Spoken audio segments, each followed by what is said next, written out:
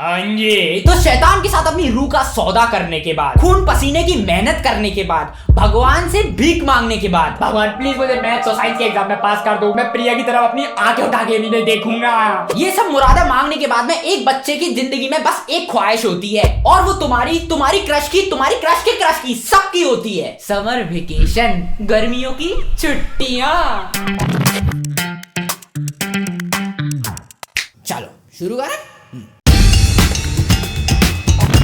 गर्मियों की छुट्टियों के भिन्न भिन्न तरह के लोगों के भिन्न भिन्न तरह के प्लान्स और रिएक्शंस होते हैं। तो जैसा कि आप और मैं जानते हैं कि टीचिंग की जॉब के अंदर टीचर्स को थोड़े कम पैसे मिलते हैं, तो वो अपने मन की शांति के लिए बच्चों का खून पीते हैं। तो अब पूरे 2 महीने जब उनको बच्चों का खून नहीं मिलेगा तो वो क्या करेंगे? इसकी रिसर्च करी कैलिफोर्निया के एक टीचर ने, जिनका नाम था स्टीफन राजोरिया।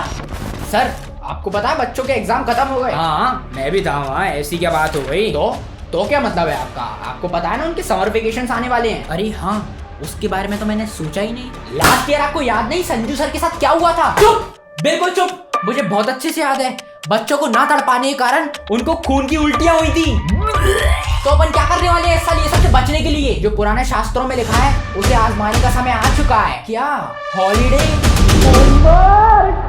तो बिल्कुल इस तरीके से आविष्कार हुआ हॉलीडे होमवर्क का, जिससे वो बच्चों की आत्मा को तड़पा सकें, क्योंकि पेट भी तो पालना है उन्हें। वापस टॉपिक पे चले। बिल्कुल। तो हॉलीडे होमवर्क की तड़पन अलग अलग बच्चे अलग अलग तरीके से मिटाते हैं। सबसे पहले आते हैं अपने टॉपर वाले, जो पहले हफ्ते के अंदर उसको निपटा के फेंक देते हैं और फिर पता नहीं पूरे समर वेकेशन में करते क्या है। दूसरे नंबर पे आते हैं वो वाले बच्चे जिनको हॉलीडे होमवर्क करना तो है लेकिन खुद नहीं, तो वो टॉपरों के सामने भीख मांगते रहते हैं। पूरे 2 महीने उनकी भीख चलती रहेगी। भाई तेरा हो गया क्या? हो गया तो यार सबसे पहले मेरे को दियो, वो राजू को मत दियो यार, पहले मेरे को दियो। फिर तीसरे नंबर पे आते हैं मेरी जाति वाले, जो हॉलीडेज खत्म होने से 2 दिन पहले सोचेंगे क्या यार, मतलब किसी से पूछा जाए किसी ने कराया या नहीं, और पहले हफ्ते स्कूल के शुरू होने तक उनको मतलब ही नहीं है हुआ है होमवर्क या नहीं हुआ, भाड़ में जा। और ये टीचर भी कोई कम कसर नहीं छोड़ते, इतने विचित्र विचित्र तरह के होमवर्क लेके आते हैं कि बच्चे की आत्मा तड़प जाए। तो बच्चों में तुम लोगों को इंग्लिश का हॉलीडे होमवर्क बता रहा हूँ, नोट कर लो। तो इंग्लिश की बुक के अंदर जितने भी वर्ड्स WTF से शुरू होते हैं उनको आपको पूरी नोटबुक के अंदर नोट डाउन करके लेके आना है। सर ये क्या काम आएगा? बेटा काम आएगा, बहुत काम में आएगा। सर्दियों के अंदर इन पेजों में आग आ गई तो हाथ तापेंगे।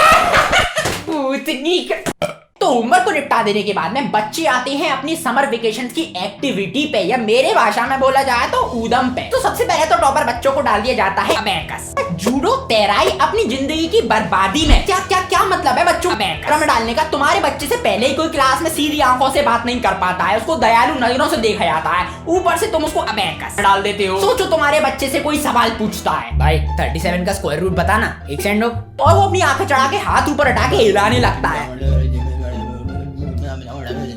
मैम मेरे को फिर से माथा चढ़ गई। उसके बाद आते हैं घूमने वाले बच्चे। अब 20% लोग तो जाते हैं असली जगहों पे घूमने के लिए, वो असली जगहों में से सब वैष्णो देवी ही जाते हैं और कुछ नहीं है जाने के लिए। और बचे 80% जाते हैं, सब मेरे साथ बोलेंगे एक साथ, नानी के घर। लेकिन एक कैटेगरी है जिसके बारे में तुमको, मेरे को और किसी को कुछ नहीं पता है, लड़कियां क्या करती है समर वेकेशन में यार? ये हमारा कोई कांटेक्ट नहीं रहा है तो ये हमको नहीं पता। अगर तुम लड़की हो तो कमेंट में बताओ यार, लड़कों को जानना है लड़कियां करती क्या थी समर वेकेशन में। फिर आ जाते हैं अपन नानी के घर। अब नानी के घर पे सिंपल सी चीजें भी जन्नत जैसी लगने लगती हैं। जो दाल अपने घर पे बिल्कुल टट्टी लगती थी, कितनी बेकार दाल है ये, मैं नहीं खाऊंगा, वही दाल नानी के घर पे मुंह में जायका ले आती है। जो मम्मी घर पे खाली बैठे रहने के लिए गालियां देती थी, क्या करूं मैं इसका, पूरे दिन बस पड़े रहता है, कोई काम करना नहीं है इसको, वो नानी के घर पे अच्छी लगने लगती हैं। अब सबको अपनी नानी के घर पे कोई ना कोई चीज पसंद होती है, वो कोई चीज हो सकती है, वो कोई कजन हो सकता है, वो कोई हरकतें हो सकती हैं, और मेरे पास तो तीनों थी। तो मेरी नानी के घर पे था वाईफाई।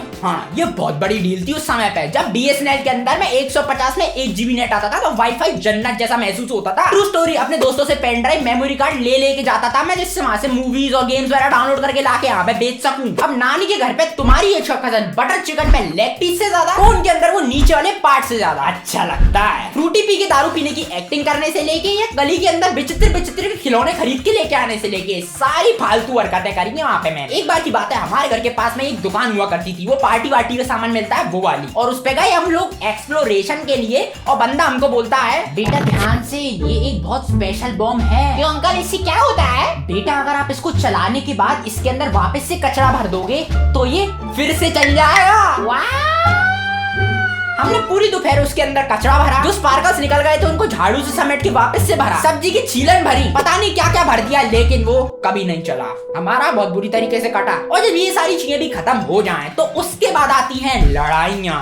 अब यहाँ पे तुम्हें एक मस्त वाली कहानी सुना। तो हमारी नानी के घर के जस्ट सामने बन रहा था उनका ही एक दूसरा नया घर। वो था अंडर कंस्ट्रक्शन और उसके छत वाले पोर्शन के अंदर थी बाथरूम, जिसके अंदर लगा था शावर, जो होती थी उस समय पे मेरे लिए बिग डील। हाँ, मैं गरीब हूँ, मेरे घर पे शावर नहीं था, मेरे लिए बड़ी बात थी। तो मैं और मेरा भाई डेली की डेली वहाँ पे जाते थे नहाने के लिए अलग अलग। तो जो पहले नहाता था उसके लिए तो पहले वाला बाहर खड़ा रहता था, लेकिन जो दूसरी बार नहाता था वो बंदा पीछे से भाग जाया करता था। तो हर किसी को दूसरे नंबर पे नहाने से बड़ी दिक्कत हुआ करती थी। तो एक बार हमारी हो गई लड़ाई कि कौन पहले नहाएगा। और यहाँ पे अब पूरी चीज को ड्रामेटिकली महसूस करो, ड्रामेटिकली।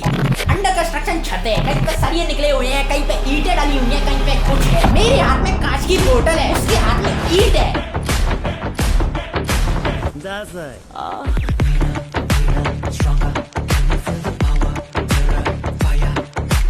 और दोनों एक दूसरे को धमकी दे रहे हैं कि खोपड़ी फोड़ देंगे एक दूसरे की। और ये पूरा नजारा हमारी मम्मी है सामने वाली छत से देख रही हैं और बोल रही हैं, कपड़े गंदे हुए तुम लोगों के तो वापस से नहा के आना। हो जाते हैं कहानी के मोरल पे, लेकिन उससे पहले इस वीडियो का शाउट आउट जाता है प्रणव को, और आपको मिल सकता है मेरी अगली वीडियो में शाउट आउट। और आप इस वीडियो का स्क्रीनशॉट लेते हैं और आपको जो बेस्ट पार्ट लगा है उसको अपनी इंस्टाग्राम की स्टोरी पे शेयर करते हैं। मोरल ऑफ द स्टोरी, जब तक नानी के घर पे जाने मिल रहा है जाओ, मजे करो, क्योंकि फिर बड़े हो जाओगे नहीं जा पाओगे। मैं खुद 4 साल से जन्नत की सवारी नहीं कर पाया हूँ यार, और नहीं जाना है तो कोई बात नहीं, क्योंकि ये है एक कहानी, एक बद्दी कहानी। बाकी आप लोग अपनी गर्मियों की छुट्टियों की कहानियां कमेंट सेक्शन में बता सकते हैं। वीडियो अच्छा लगे तो लाइक कर देना, इससे रीच बढ़ती है वीडियो की यार। और सब्सक्राइब तो तुम्हें पता ही कर लेना यार, कोई बात ही नहीं है उसके अंदर। और अक्षय कुमार हीरो है हिपोक्रेट ये जानना हो तो ये वीडियो देखने का। तब तक के लिए bye bye, see you tata and good night.